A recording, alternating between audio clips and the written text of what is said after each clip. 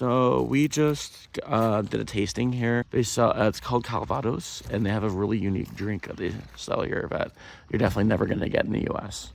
They don't even ship to the US. It's incredible though. If you're ever in the Normandy area, you absolutely gotta come over here and you gotta try it. It is delicious, their drinks. Yeah, and the chef here went to the French Culinary Academy. So the crepes here, I assume, are very delicious.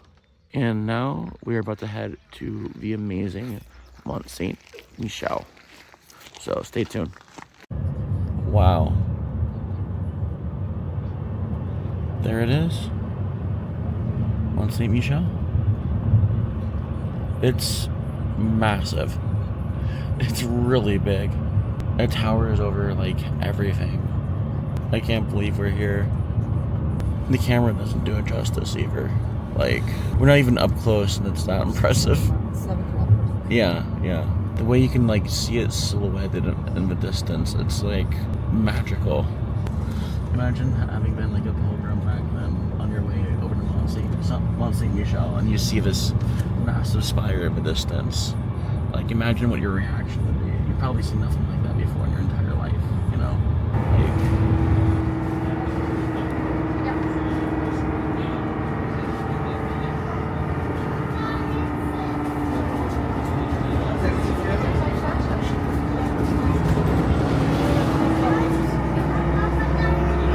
We are now here, right at Mont Saint-Michel. We're gonna start walking here in just a sec. I'll give you a little bit of a history lesson as we get closer to here. Basically, this structure was built in the 10th century.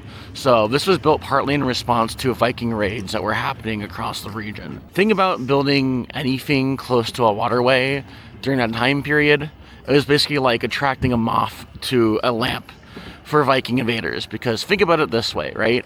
If you're building a monastery literally anywhere, monks are pretty defenseless and they have a lot of good stuff. So if you're a Viking and you're wanting to steal stuff for yourself, that's a pretty good place to go to ransack and raid and get whatever you want out of it. Lots of treasures, lots of valuable pieces of artwork. So Mont Saint-Michel was built here on top of this mountain, specifically because it was a lot more easy to defend for the monks up on the hill than a place closer to the ground. And this spot in particular is like very defensible because this sand, it's essentially like quicksand. So if you're wearing like a heavy piece of armor, or like you're bringing swords with you or claymores or whatever, you're gonna sink right into that sand. There are a lot of stories about knights having sunk into the sand here, and some of the monks at the monastery helping them to get out of the sand. Also, this place held a lot of significance in regard to the 100 Years' War, which is why the monastery is now more heavily fortified, because the French had their archers and their crossbowmen essentially all laid out here along the fortified structure, defending themselves against the invading English, who were trying to take Mont Saint-Michel for themselves, but they never did. This place is virtually impregnable, which is why later on, back in the 1700s, this place got converted into a prison. And it was a very, very heavily fortified prison. It was very difficult to get out of. Then, unfortunately, when you get into the 1800s, it starts being abandoned and it's no longer in use. And so, a very famous author, you probably know his works, Victor Hugo, stepped in.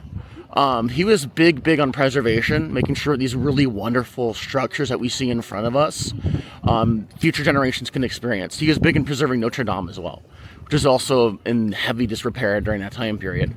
So, you can thank him for why we have Mont Saint-Michel here today, and also Notre Dame in Paris. And it's a little bit of a history here. It's obviously a lot more to come. We're going to take a guided tour here. That's just like a little bit of a quick rundown of the history here. Very, very cool stuff. So we're coming through the front entrance now. I just can't get over how gorgeous this place is.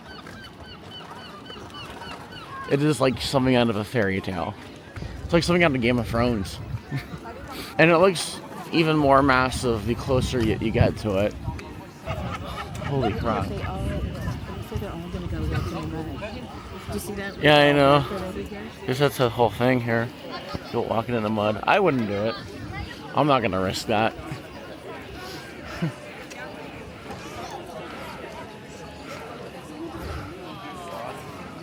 Wow. Wow.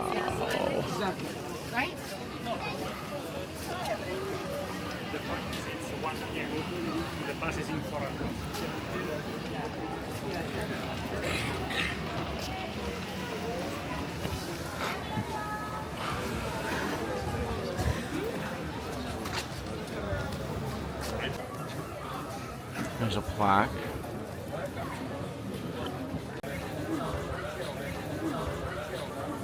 This is so cool.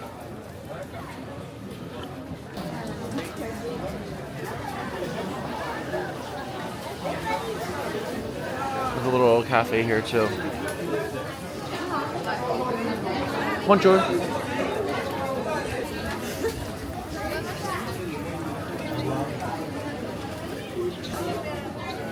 Here we go. 143 euros.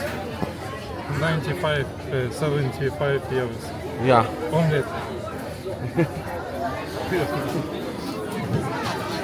This is the place that invented the omelet, basically. Yeah. We need reservations? No, we already have reservations. Oh. Yeah.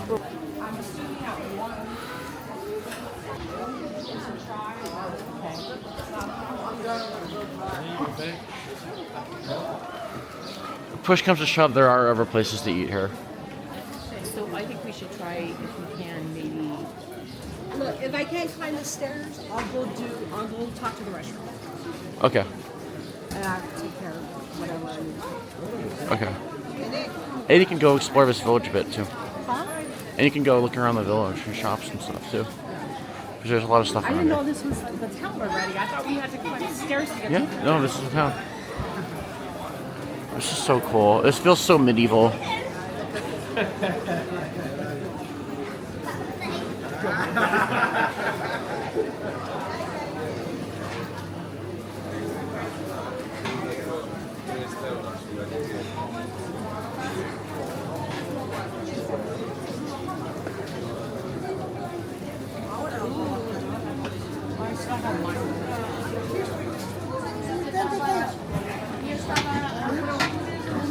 Oh, there's a museum here. No, there's also a museum. Okay.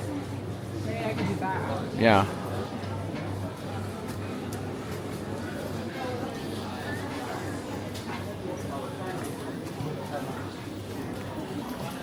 But there is an eagle on the top. No, come over.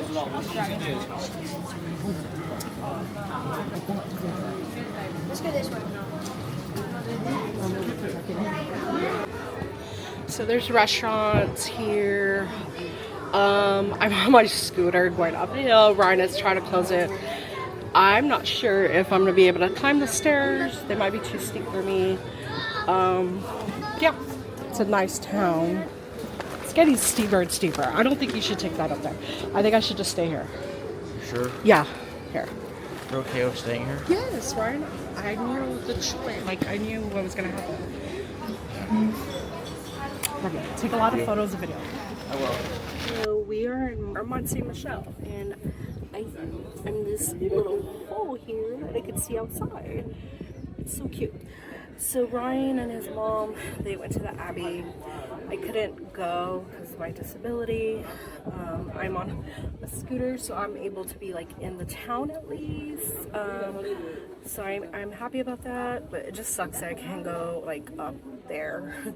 Can't go to the abbey or anything because it's just a lot of steps for me. So yeah, but I'm still trying to enjoy this, make the most out of it, and support Ryan as much as I could. But the selfish part of me feels like I wish I could be there. Wish I could be up there. But he is gonna have a lot of footage for you all, and this is so cute right here. At least I'm grateful I can get to the town, come to the town. I'm grateful about that. Obviously, it's really packed here. I did buy some souvenirs. I bought some magnets and some prints. I'm gonna send some to my family and to my brother. And yeah, so we're here for the day. Well, a couple of hours. I'm just gonna stay here in town and film a little bit, just show y'all how it is being disabled, basically, and not being able to like participate on the regular activities that they are participating in. It sucks. But you just row with a bunch of this. But That's what it's about. I am grateful that I'm able to at least see from the outside. We have some amazing shots that we took. Show you a little bit of the town. That's a restaurant right there. We ate some amazing lunch. It's like a hotel restaurant. It's like cobblestone street. It's like very European and it's perfect and beautiful. I'm able to go shopping at least a minimum. And we did eat lunch before they left, so it was really good. All right. Unfortunately, Valencia will not be able to make the climb up with us because there's just too many stairs for her. Regardless, that's why I'm going to take as much video as I possibly get up here, because I want her to be able to see as much as she can of the monastery. It's going to be very spectacular.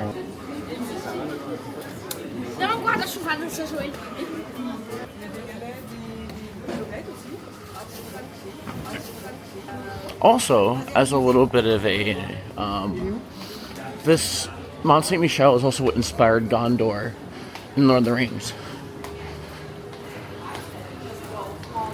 So if you're wondering, like, oh, this place has a really big, like, fantasy Game of Thrones aesthetic, well, it's had a lot of influence on the fantasy genre, for sure. Yeah, it's a cobblestone street, too. And you just keep going straight up. Yep. We haven't even gotten to the steps yet.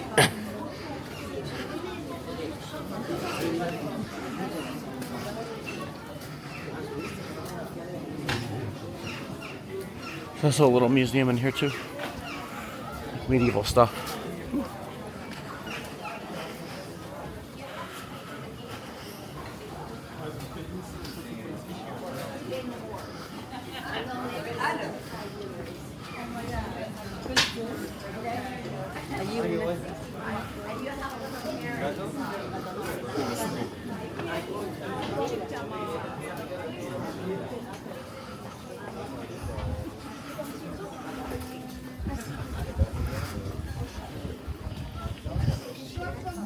All right. Here are our first steps. First of many more to come.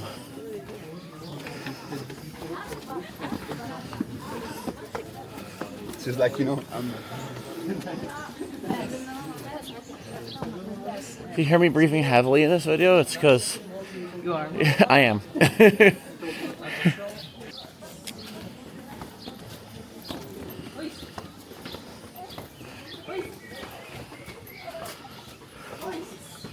Also, a little interesting fact about Mont Saint-Michel is that for a long time it wasn't being used as a monastery, but I believe back in the early 2000s they reintroduced some monks to the monastery. So there's some monks who still practice here now, which is pretty cool.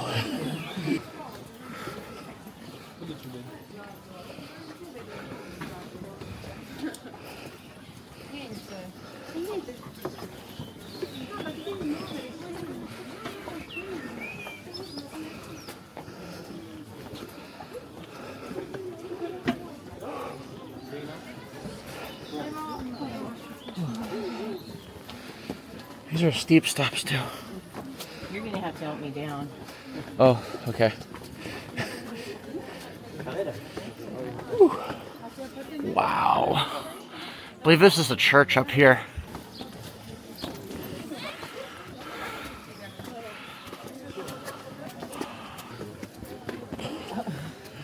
Oh my God. Whew.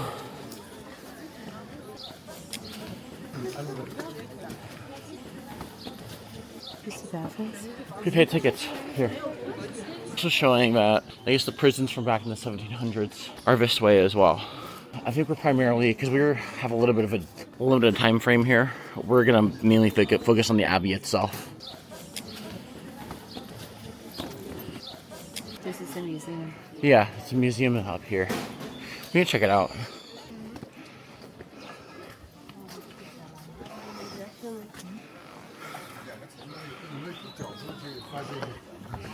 It is really stunning and gorgeous. I mean, it really feels like you're being transported back to like medieval Europe. You can imagine how out of breath the pilgrims must have been when they got all the way up to the abbey or the church over here. At least primarily the church they were visiting. Makes sense. The whole thing with medieval pilgrims are visiting to go see a relic that was usually associated with a saint. And I assume we're probably going to see that relic when we get into the church today. This was a really popular pilgrimage site as well. And it's understandable. I mean, for as incredible as it is to us today, it would have been even more incredible for folks back then who had never seen a building this tall before in their entire life. Look at that view. Yeah. Some French soldiers over here too. Wow. Hello, bonjour. Sorry, did you take a picture of us? Oh no, I was just taking a picture of the scenery there. Okay. Yeah. Yeah. Are we allowed to? Can we take a... Oh, we can't take a picture of this? Okay. I did not know there were pictures with that film. Just because they didn't want me to film the soldiers, I didn't. I literally just filmed the scenery here. Oh, okay. That's what I was trying to get. I wanted to get the soldiers coming. Yeah. So we're allowed to take pictures. It was Yeah. just you were taking It was just like soldiers. They didn't want. It'd be fun putting in some clickbait title like "I almost got arrested by the French military." Oh, very cute. Carrying their machine guns. Very cute men carrying their machine guns.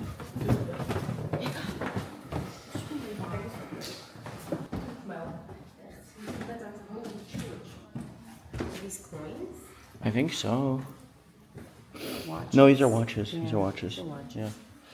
These might have been watches that were like confiscated when they came into the prison. That's what I would imagine. I don't know. I don't read French.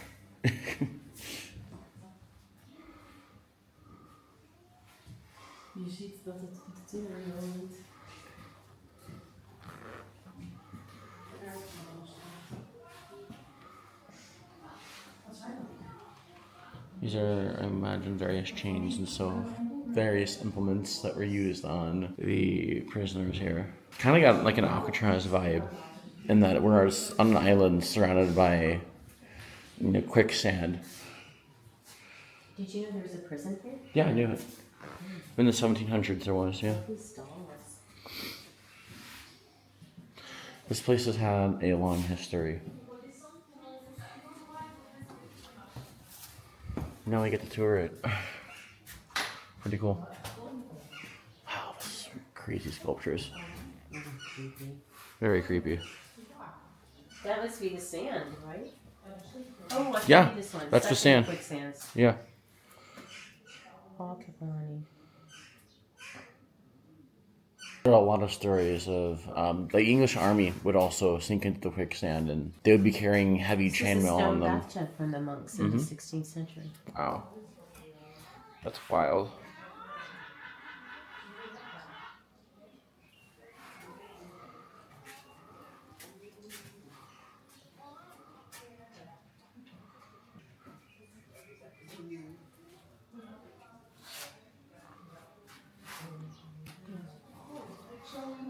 There's some shields as well. Here's a coffin, or a chest, from I believe a very long time ago as well. Couldn't give you the exact century. Another chest. This is a Corsair chest, I believe. Yeah, from the 17th century. Here we go. Equipped with an original locking system. Only one key allows to operate 9 sliding bolts. Alright.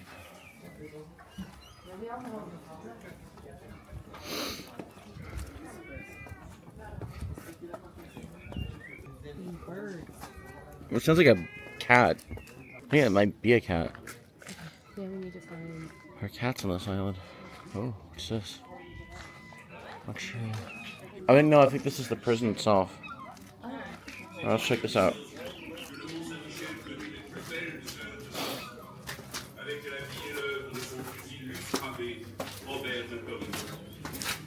Homme d'action, administrateur, écrivain, grand diplomate, Torigny réussit l'exploit de réconcilier This is them displaying the construction avec le ciel of the abbey. Saint-Louis, la merveille We didn't do this one. va couronner Huh? sur le mont le grand Do we go back édifice. through? I think we go back, Avec l'art roman, or it might be a way around too.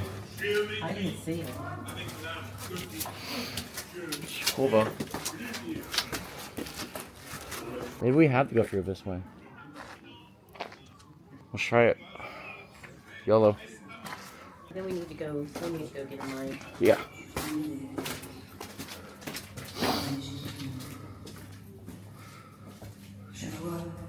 It's pretty dark here. Be very careful when stopping. I need a flashlight. Okay. Sainte Jeanne d'Arc, l'aigle noir, bertrand du déclin, par Dieu, Père et Fils, par la Vierge Marie et par toi, l'archange. Oh, this is still part of the prison. Okay. Wow. I can imagine the subhuman conditions that people went through here. I feel tiny down here. Yeah. That is a crazy containment zone.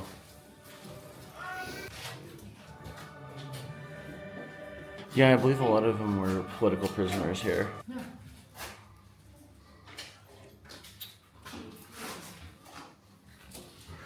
It's kind of like the Tower of London, where, again, it's a lot of political prisoners. There's bones down there. Oh, see this? Whoa. I think those are actual human remains. That's just the start of it, too. Just wait till we go to the catacombs. Wow. And this, wow.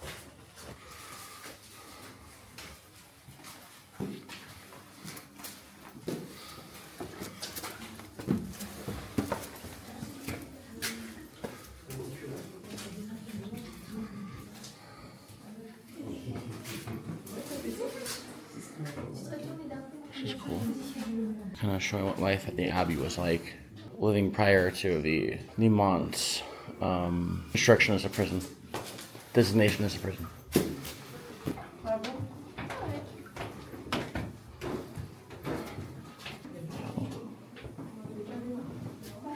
1690.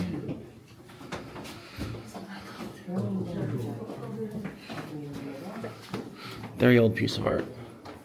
I wonder if the relic at the church is probably linked to St. Michael. That would make the most amount of sense.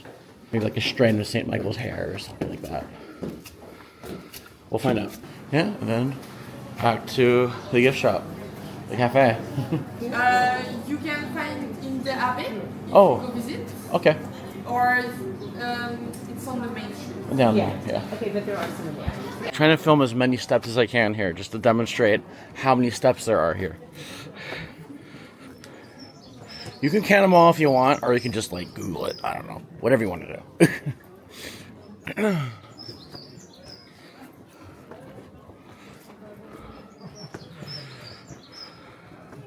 Look at this church.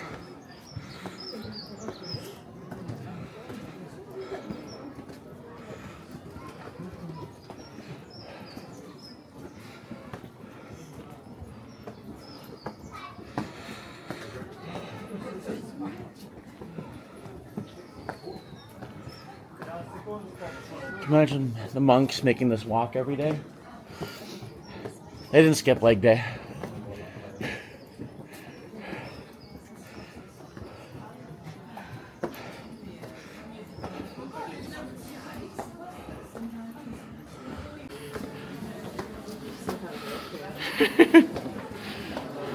The exact count is something like 160 stairs, but I think that's just going up here to the church. I think there are more after that. Yeah, it'll be worth it getting to the top though. And at least we get to take breaks in between the steps. Unlike St. Paul. St. Paul was crazy. Alright. Okay. So we're supposed to look for desk, information desk, and they'll guide us to where we're supposed to go. Ticket inspection. Oh, here we go. Look at this. Look at this. This is incredible. It's so big. Wow. Hopefully this gets you at least a little bit of an understanding of how massive this place is. Oh yeah, I did. I definitely did. Wow.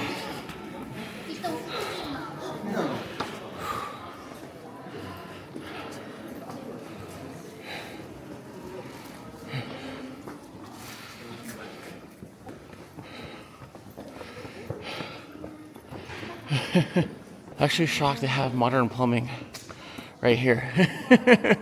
Fairly modern. Probably like 1800s modern. As in the modern period. Alright, let's keep going.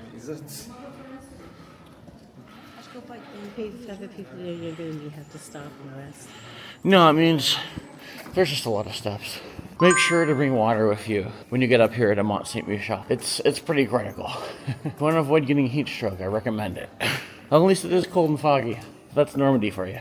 So the Normans who initially settled this, again, I just have to emphasize it was a gorgeous, gorgeous abbey. Definitely an interesting figures in history because they were neither really a Viking people or like a native tribe to the European continent. They're kind of like their own little secret third thing. It was between all of those. Began as pirates, settled down here in Normandy, basically turned that into their own little home base. Probably the most famous Norman was William the Conqueror, who took England for himself, crowned himself the king of it, was king of the Norman people originally, and expanded his territory up further north. Whoa.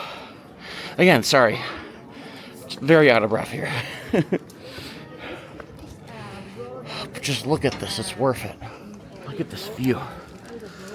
Oh my gosh. Check this out. Wow. So when it's high tide, it's not covered. It just stretches on for miles. I know Valencia's down here somewhere. I see someone wearing red, that might be her. Wow.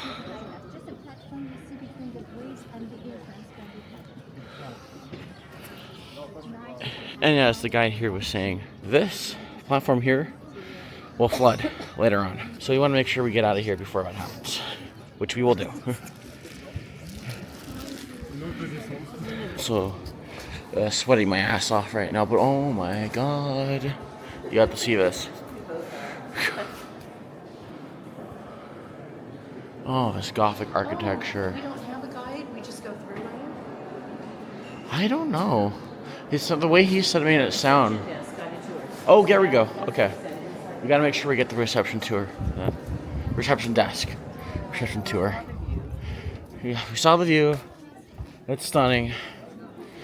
It was incredible. Let's get to this reception desk.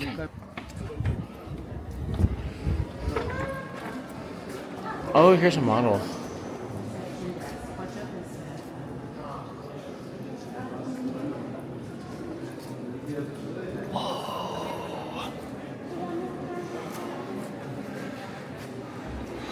I don't think this is Gothic. I think this is Norman architecture. I think that's what it's considered. Let me know if I'm wrong about that. I believe we're in the church, which would be right there. So I think we're at the top. I believe. If we are at the top, then even though I'm sweating right now, it's actually not too bad. I think St. Paul's is actually worse than this. My legs hurt way more at St. Paul's. Yeah, I think St. Paul's is significantly worse than this.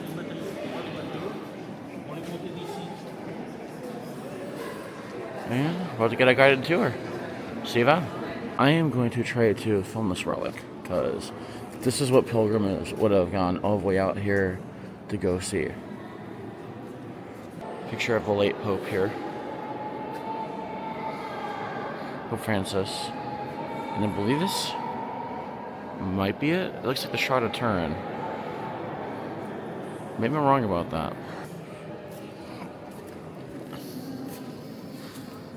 Statue of St. Michael. Adam and Eve.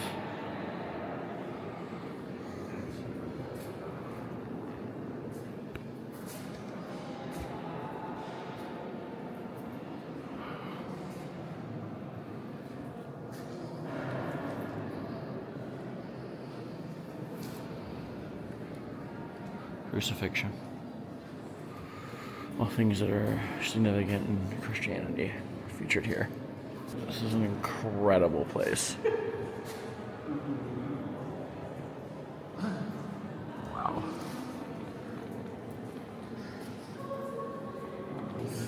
This would seem to be what contains the relic.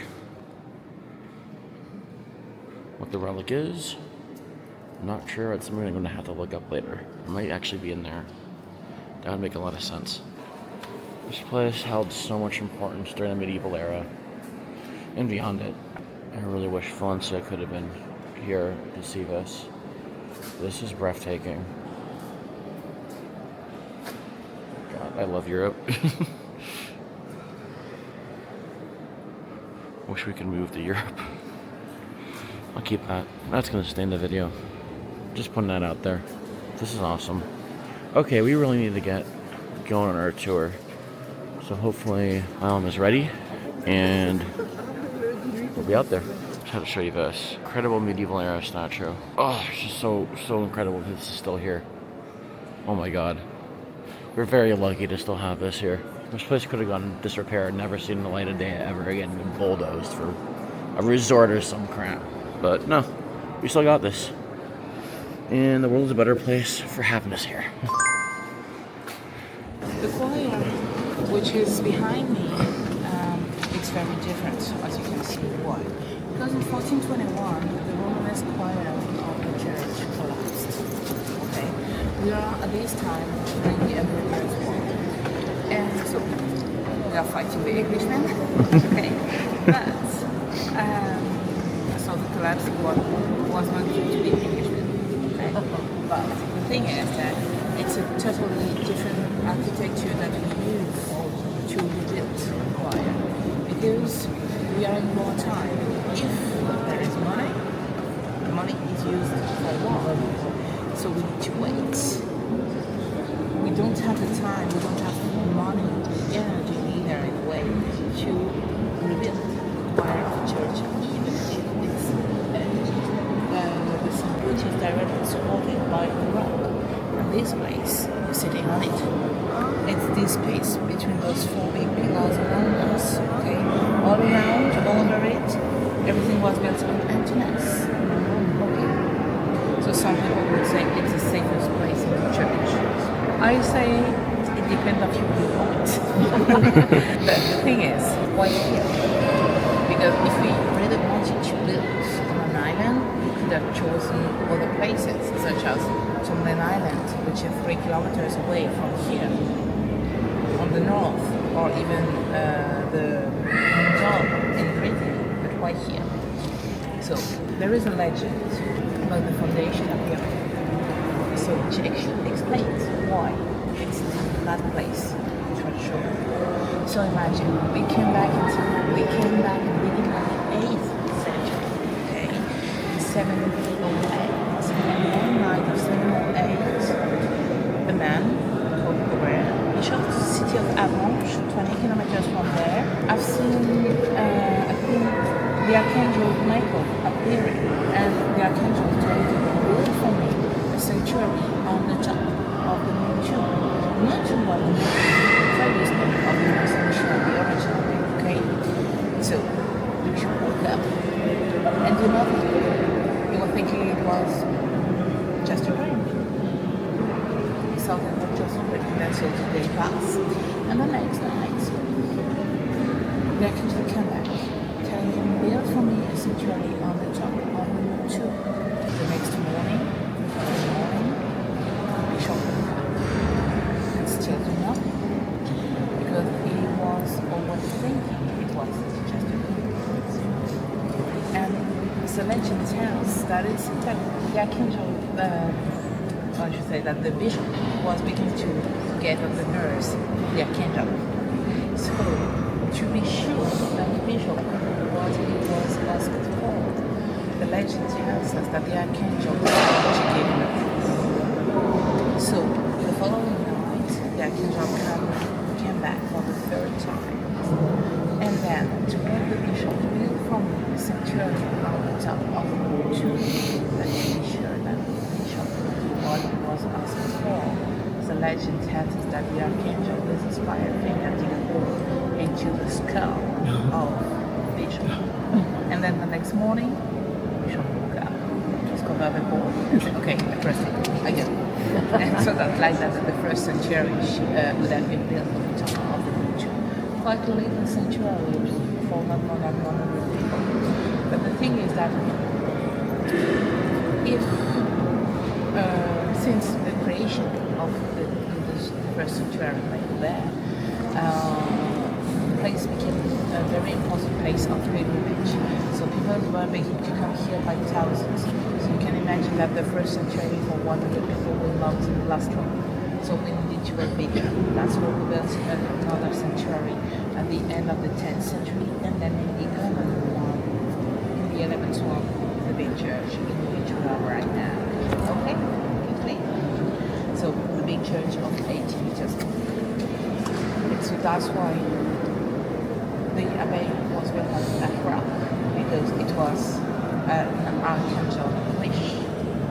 Okay? So we can't build in another place. It must be that way and not on that place and not in another way. I'm talking to you about Michael, but maybe I need to present him to you just a bit. Statue that we have over there. You can see just in front of the big pillar, and you can see with this statue that Michael is a fighter. Is the chief of the military, the Celestial Army. Sorry, and he's always represented holding a spear on his page, always fighting. Fighting the dragon, which symbolize death. And so here, I'm sorry if you're expecting the dragon like in Game of Thrones. I'm more like the lizard. And even for the lizard, that's quite nice. But the thing is, always fighting. And the representation of Michael, so what you have all with him, it's his representation, you always have the idea of fight with heaven, okay? But Michael has many other functions. He is as well, he's the one who chased away Adam and Eve from the Garden of Eden. He is the one who talked to Joan of Arc in the Years' War in the 18th century, the 15th century, sorry. But he has another function. If you look in his left hand, you will see that there is an object. You recognize it? A scale? Yeah, that's a scale. That's correct. Why? Because in Christian religion, it's his job as well to proceed to the waking of the souls of the dead people. So that means that on each plate of the scales, on one you put good deeds, on the other one you put bad deeds. If you have done more good ones than bad ones, that's okay, no problem. You can get you heaven. Open bar, Michael lets you pass, but if you haven't done more bad ones than good ones, stop. You will not go further away. You need to go back, to go down. One or two women according to your vision of the thing, if there is a purgatory or not. It depends on centuries as well. Okay? People in the villages were really afraid to see their soul go to hell. So that's why they were coming here in pilgrimage seeking for protection of the archangel.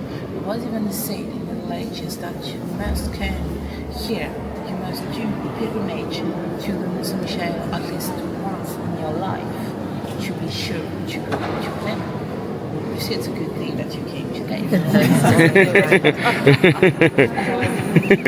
So, the thing is, now we will leave the church, okay? We will go at the north of the rock in a building called La Merveille, built at the beginning of the 13th century.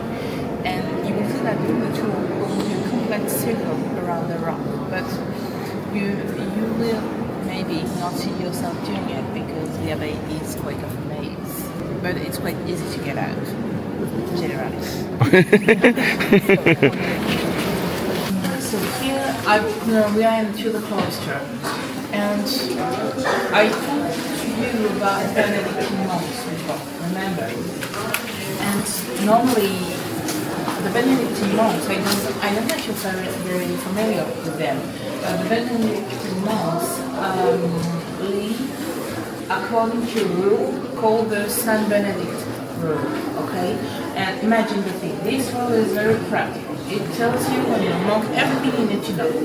When to sleep, when to pray, when to have your meal, when to work, general duties regarding pilgrims, and even give you information regarding how to build a benedictine abbey. That's wonderful. You don't have to think about anything. It's all written, like in the Bible, the Psalms, Catholic. But normally, if you follow me through, a benedictine abbey should be built on a land which is flat. You see that here we've got a problem yet. But the thing is, in the middle of this benedictine abbey, we have the heart of the benedictine abbey, a space of circulation, a space which symbolically represents the Garden of Eden. This space is the cloister that you have here. So, if you look behind me, you will see a very beautiful Garden of Eden called with the lions and these flowers, so not very heavenly like. But our Garden of Eden is still existing today. It's a garden of stone. Look at the arches over there. Not on the right side, I suggest you to go there first. Look over there. You have sculptures. Each one of those sculptures is unique into a cloister. Each one of them represents a floral or vegetable pattern. They are all made in a limestone called stone of color, like so in the city of Normandy, okay? And they all are 8 centuries. Wow! But here we've got a problem. Sea air. Sea air is very corrosive for stone, right? Even grindstone finished by suffering from it. But this limestone has, we could say, a super power. It's solidified with the time passing. So here, even if you have sea air, which is very corrosive for stone, due to its special properties, we have 8 centuries later, so many details still existing. So sure, it's not perfect. They are 8 centuries old anyway, but at least you can see that you have much more details that you could have had normally with another kind of limestone, okay? And what you are looking at right now was not exactly what all Benedictine monks were seeing at this time. Because in the Middle Ages, we have a tendency to forget, also that we know, that in the Middle Ages, every religious building was painted inside and outside. So as well so you need to imagine, it was very colorful with, you need to imagine, red, blue, green, yellow colors. So suddenly all those sculptures here are brought to life, and it's much more easier to see this Garden of Eden with those colors. So much more vivid, but sadly, 8 centuries later, even if the stone resists the time passing, it was not the case for the colors. But we still have some traces of colors in the cloister, probably not enough to hope one day to restore the whole crown as well. So wonderful sculpture, wonderful architecture as well. I don't know if you compare with cloister, not in cloisters you have very big pillars with a center or square shape, and there are going 2 by 2.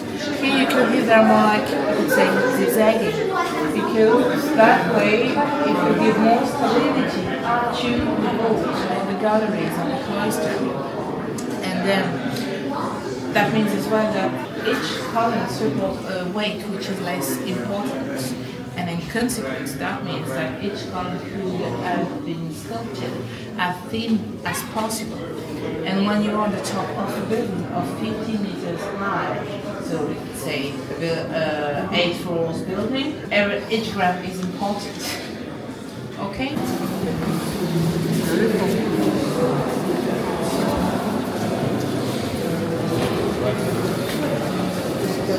Okay, so if you want to say father to the fault, okay, so you need to sign, which we sent you later to the sign language.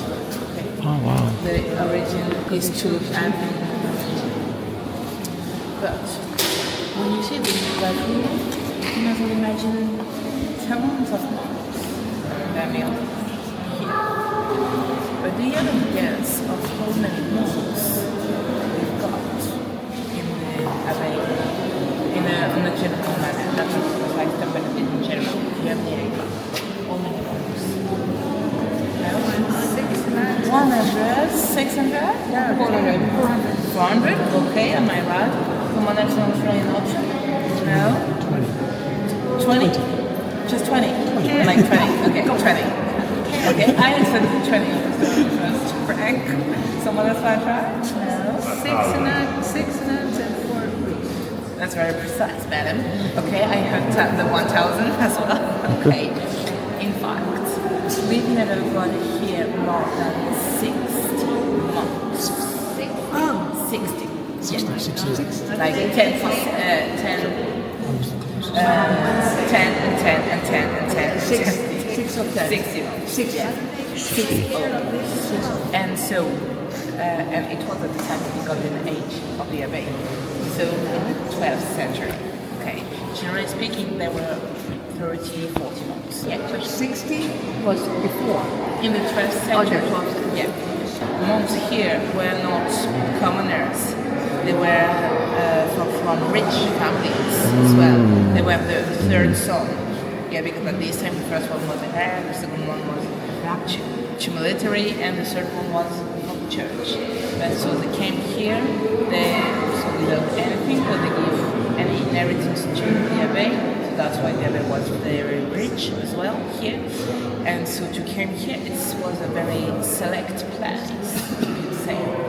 So, yeah, I told you the Milan technically silence, remember, but that's not totally exact. There was one voice which was authorized here, the voice of the reader. The reader was more 40 minutes of the meal on the he went out for reading during 40 minutes of the meal and was reading on what we call the rectum turnum. That means a monotonous and monochrome stone. Okay? So that means that all monks, I want you to check out. Hear it? See? Was talking like that. During the 40 minutes of the meal. You get it? Were you hear this as well? Yeah. So I was counting 1, 2, 3 because the sound lasts 3 seconds. You cannot imagine when you come here in full summer with so many people. You don't stay so as us now right here because you will get out of this room with a headlight or whatever. But you get it. You have a very important acoustic, and so that's why the rectal tunnel was very important because here the sound is reverberating due to the shape of the walls, and so when you are talking, voice is making very undulation. It's going up and down, and the problem is that with each reverberation, high tones and low tones are mixing, and that's how you finish to get out to with a mess to understand, in fact. So the rectus was too long. Those kind of problems. Okay, good me. One last thing. This room at the time of the Maoist monks of 17th, 18th century was not used as a refectory but as a dormitory.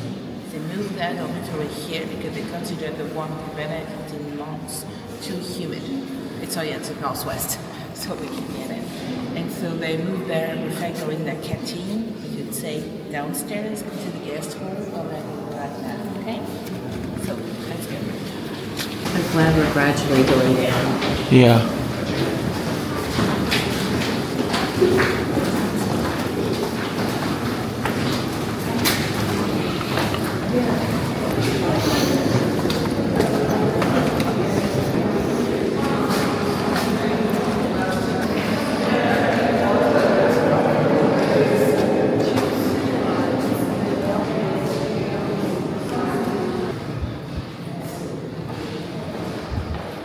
Those fireplaces. I think those are Norman fireplaces too. Back to the toilet for the Tower of London, and Normans were the first to build relieving fireplaces. They're massive.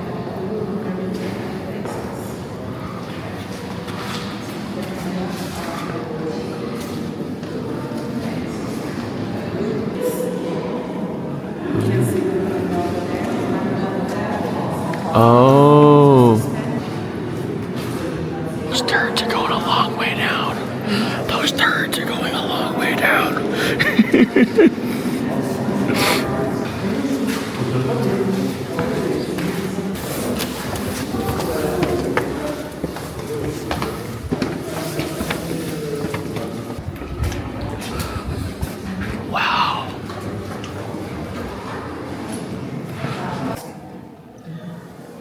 And was a church of 80 meters high against a rock of 540 million years old.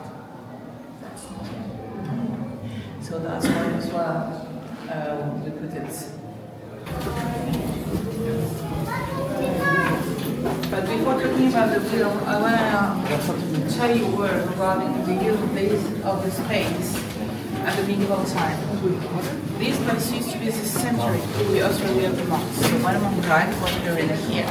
But the problem is that with the time passing, the bell was going up and up. At the moment it's full, no more space. So what did we do? We had, or I should say monks, had quick lines to the side to accelerate the position of the bodies. Once then, pick up the bones and put them into the niches that you see, where you have the spots, okay, behind the wheel. So 3 niches into that hole, and so those were the ossuaries. No more bones today, they were thrown over the Western Europe with the pavement at the time of the prison era. But so we still know what was the use of this place. Moreover, because we still have 6 or 7 levels of tombs under our feet. Regarding the wheel, so the opening on the wall over there, so they were made at the same time, more or less. This is a scroll wheel. To put it bluntly, it's a lift. It was used to bring into the abbey food for prisoners and materials for the workshops of the abbey. Okay, and it was moved on by voluntary prisoners. Voluntary is the important word in my sentence. You'll get why. Because this prison was one of the worst of France at this time.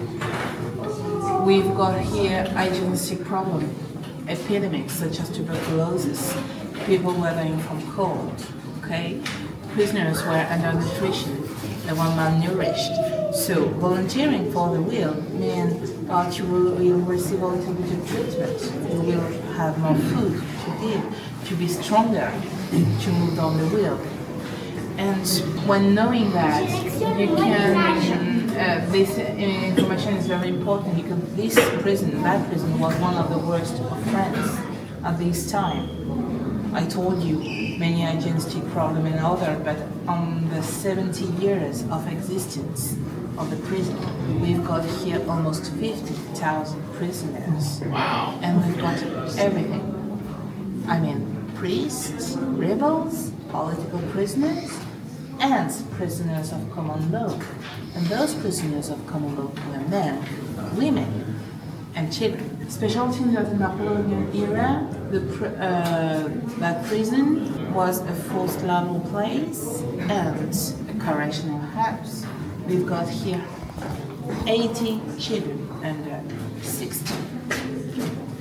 You can really understand now why still today some historians have a tendency to call this place and more I should say the period of the story of the abbey, the Black Legend.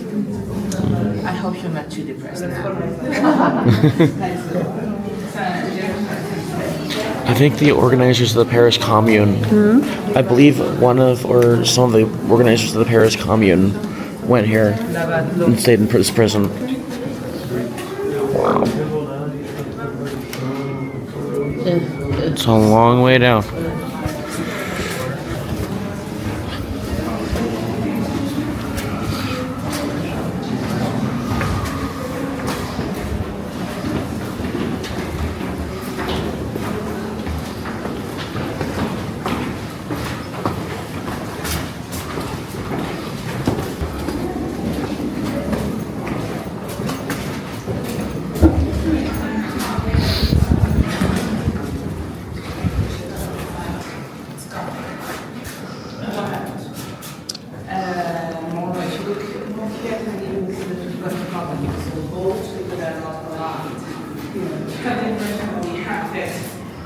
see the piece dress.